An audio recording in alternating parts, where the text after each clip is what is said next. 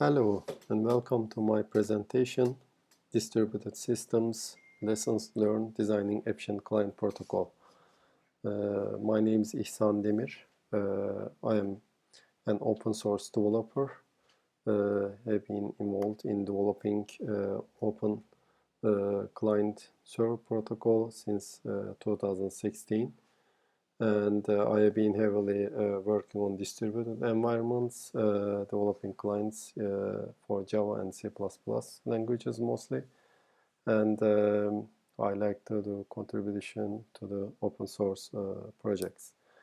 Today I'm going to share my experiences designing and developing these open protocols and problems and strategies we followed during the way. First of all, I want to give some information about the distributed product we have and the environment. So we have in-memory database that's distributed in a number of servers. We call it a cluster. And our clients access these database remotely. And we also have another product which processes streaming data in real time.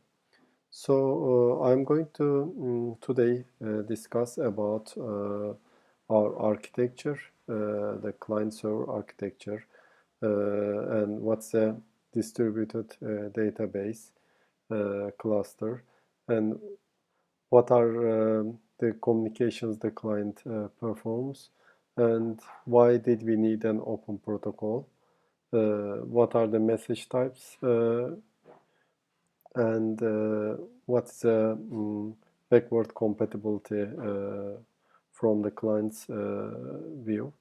And I will then start discussing our implementations, version 1 and 2 of the protocol, and the lessons we learned from while switching from version 1 to 2. And I will also describe some specifics to the protocol, and I'm going to talk about how we used code generation to generate the encoders, decoders for the messages, and what are the lessons we learned, and what we should be aware of when developing these clients for distributed environments. So our architecture is a typical client-server architecture with a number of servers forming a cluster, and we have many numbers of clients accessing these servers, retrieving the data from the servers. We distribute the data to the members, to the servers, using a partition logic. So each key we put onto a server, and we find which server to put based on a hash of the serialized key, and find which partition it matches, and we put it there, and we retrieve it from there. And partitions are distributed among the servers in an even manner, and we follow the updates of this distribution as a client. We have to support clients in different languages, so they have to interwork with together in the same cluster. It can be Java, C#, C++, Node.js, Python, Go, and another possible client. Our main protocol is a connection-oriented protocol, which is TCP/IP, which makes the things a little simpler compared to UDP with delivery guarantees. And we have to be scalable. We have some production environments where there may be thousands of clients. So these clients needs to be able to scale and fast. So a cluster looks like this, a typical cluster. So we have a different version different language clients, and they all work with these servers. They form a cluster. And these P1, P2, P3, and all these are the partitions. So server 1 only owns partition 1 and 2. Server 2 owns partitions 3 and 4, and so forth. And for simplicity, I did not represent here the backups of these partitions, and there's always backups stored in another server. So partition 1 backup will be stored on, let's say, server 2, and so on.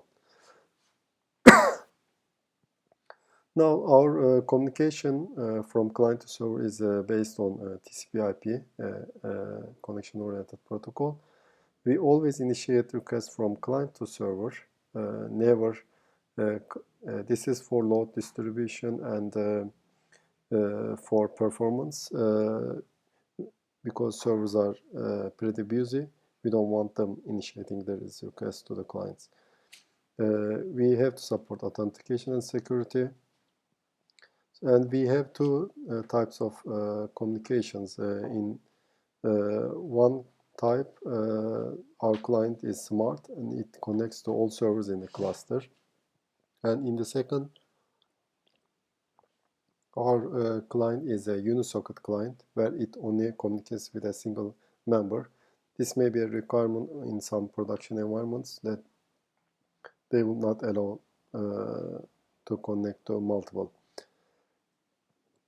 Now we have to design for the least amount of work on the critical path, which is the IO thread in our case. We have to do a minimum copy on the critical path, so minimum memory copy. So why do we need an open protocol? Because we have to standardize the protocol and publish so that other users can develop their clients on different languages. And also, once we publish, we don't let any breaking changes. So if we don't officially publish it, it's very easy that we insert some custom breaking changes, and we will not realize this effect on our clients. So we have to be very careful about it. And also, just don't forget that whatever message you design, there will be always requests to add some new features, and you have to somehow allow extending this message without breaking compatibility. So why do we need a backward compatibility?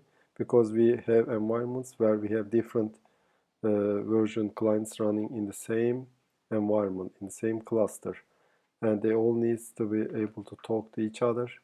They can be older clients, newer ones, or same version clients with a server.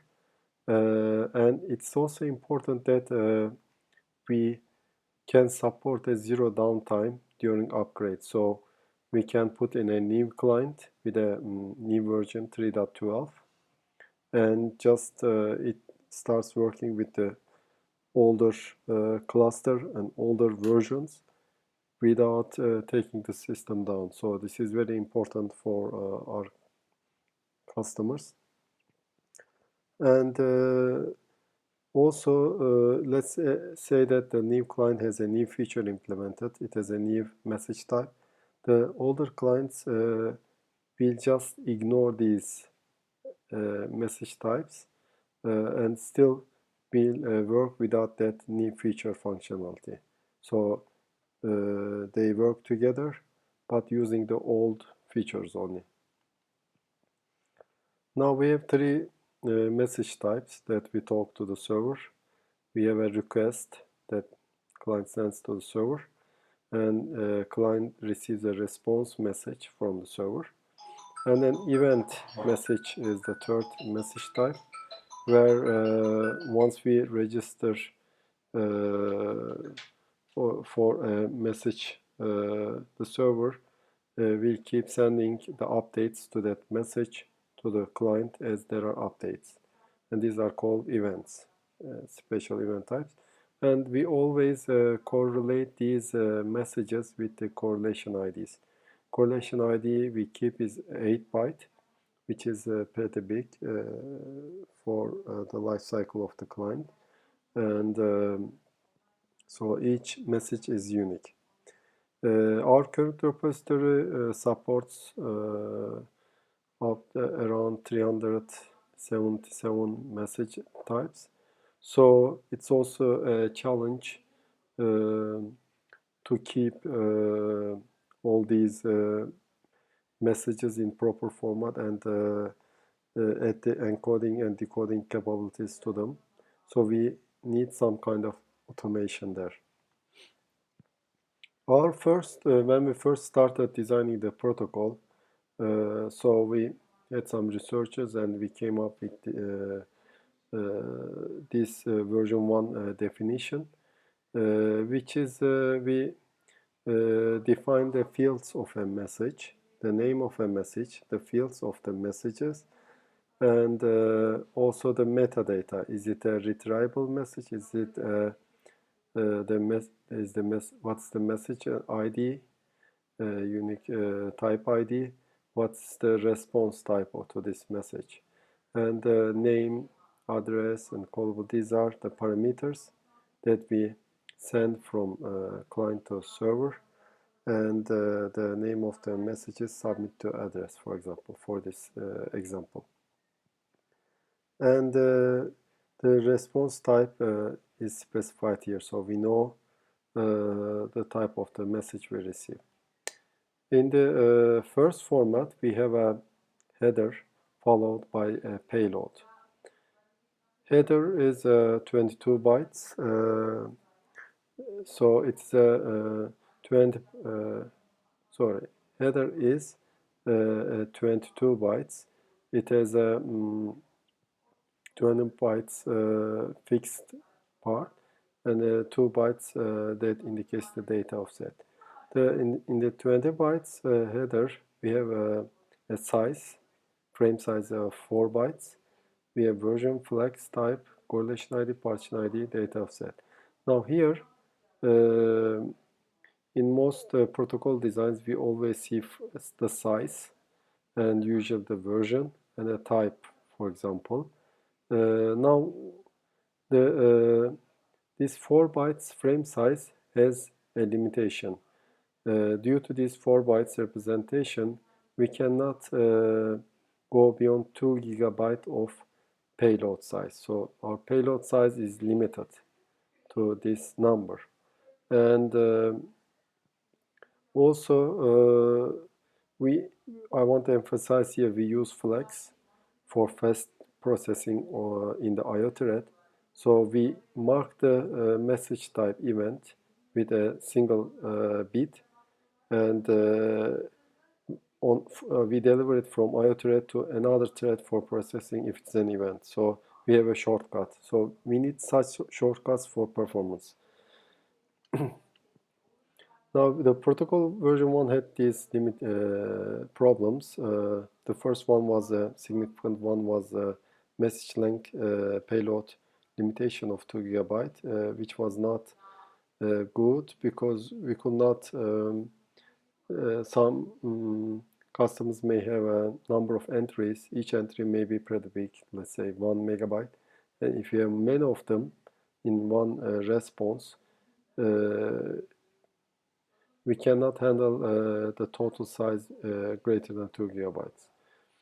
And also for some we had some custom fields, for example, an address field that has an let's say IP number and a port number.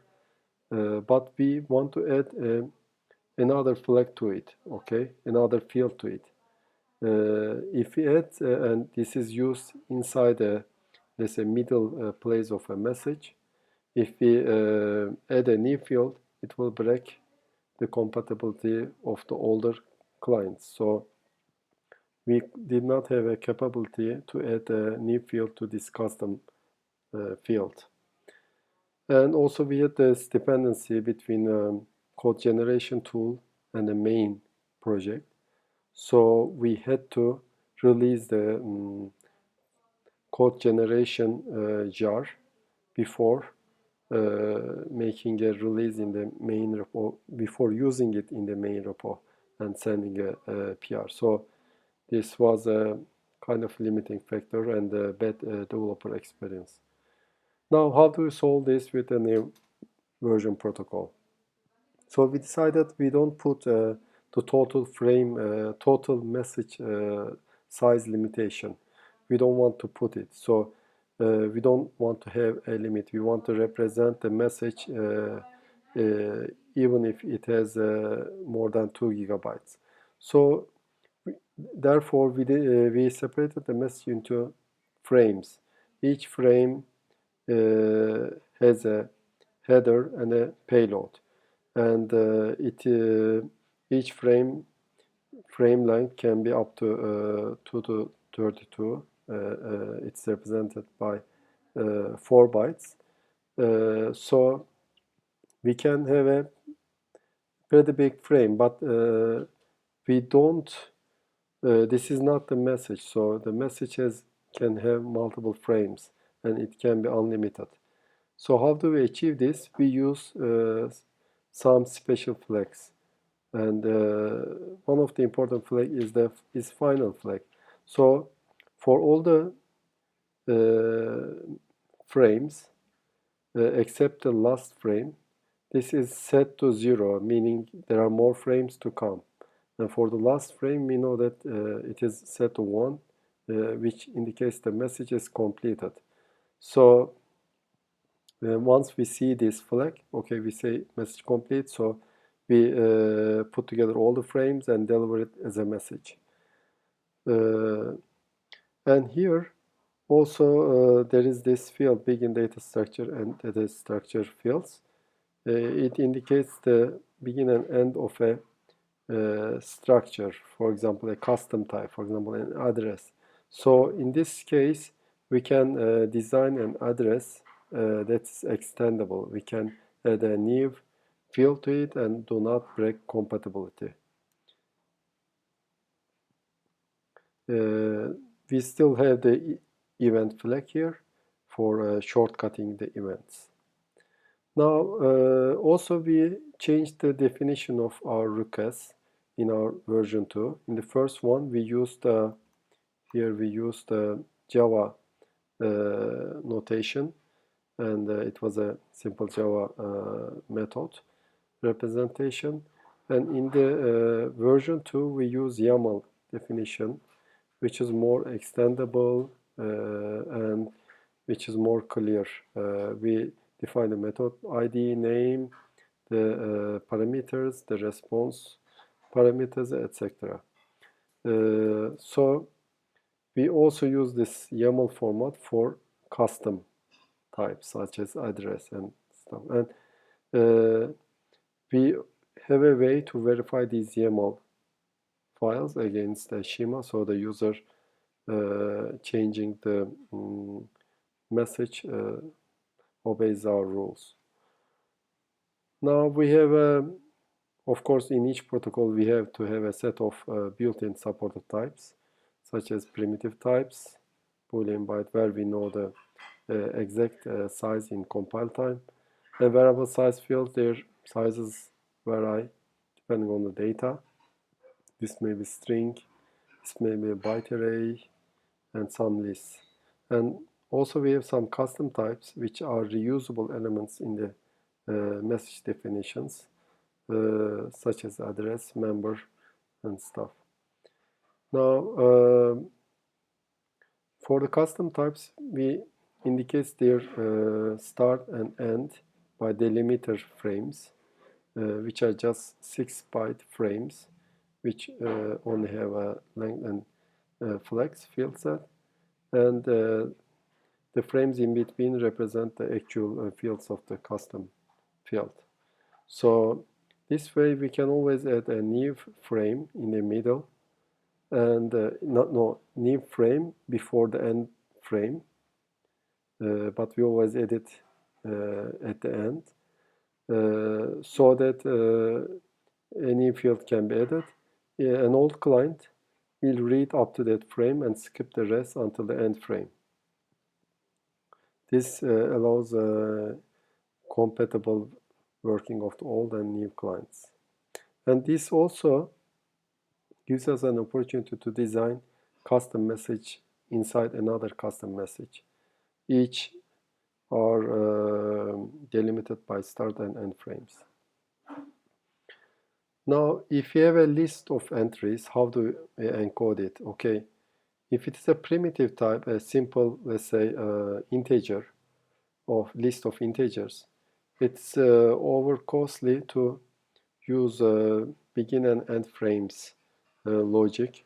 Hence, we have this optimization for fixed types that we put them into a single frame, one frame, and we just encode it after the header part. Okay. But for variable size types encoding, we use begin and end frames. Okay. And we encode each element as one frame.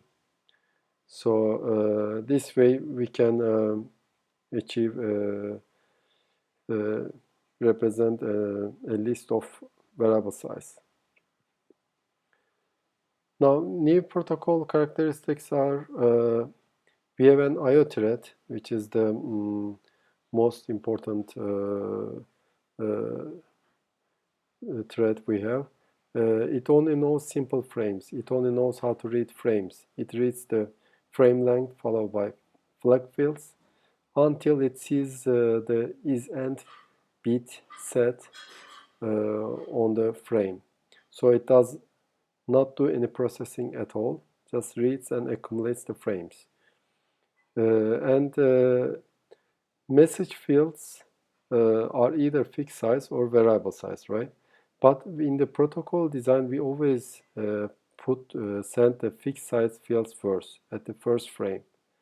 This is for better design because with this design, at compile time, we can know exactly which offset to see which field. And then we put the variable size fields after the fixed size fields.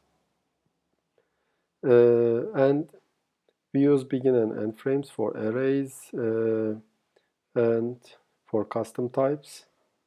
And we have no payload size limitation, and the custom types can be extended without breaking compatibility. Now, let's look at how do we generate all these messages. We use the tooling, of course, very important. In protocol version 1, we use the Java compiler annotation processor. In protocol version 2, we use the Python code generator Jinja. So what are the pros and cons? The Java compiler annotation version 1 had a cyclic dependency between the projects, protocol and main repo, cyclic dependency in terms of releases, and so it was difficult, bad developer experience. The developer had to have the protocol jar released before he can send his PR to main repo. In version 2, it's just we use the code generator project just as a tool. So the user changes the YAML files, generates the codecs, and sends his codec changes together with his main repo changes to the main repo, which is the Hazelcast repository. So he doesn't need to wait for any protocol jar release. And but how do we control any breaking changes? We add extensive tests for checking these changes, so the user does not change the generated code by hand. So we use a checksums there. So we have to put these in the first place, these checks. Now, what's the lessons learned? Okay. Now, first of all, we have to know our domain. Okay, we have to optimize for the common case. For example, what is your key data usage pattern? Okay, we have a key value pairs, for example. We have to eliminate the memory copy for the common case as possible. And we always aim for the common case. We have to send or process the fixed size fields first because they can be known in compile time. When writing logs, please do not use cryptic debug logs. Just put the human readable formats. And don't forget, when you design a protocol, it will always change. You cannot design it and say, okay, this is it, and I designed the best protocol. It will never change because of the products you and the users you have. You usually need some extensions. So make the protocol extendable from the first, from the design. And have these mechanisms in place, and but make sure that they cannot be broken. It can be with compatible tests. And make sure that whatever you design, the types you come up with are can be supported by different languages. So don't make it language specific. For example, an enum type. It's represent different in Java, in C, in C#. So a common subset will be using an integer, okay? We have to develop simplify developer usage experience. So our users, our protocol users are actual product developer, and we have to make it easy to add a new message, extend any existing messages he uses, and so we always have to provide automated code generation because developers always need to tend to take shortcuts, and they tend to, of course, in these shortcuts break compatibility. So just put in some precautions, some tests to protect against compatibility breaking. Put in unit tests to cache them.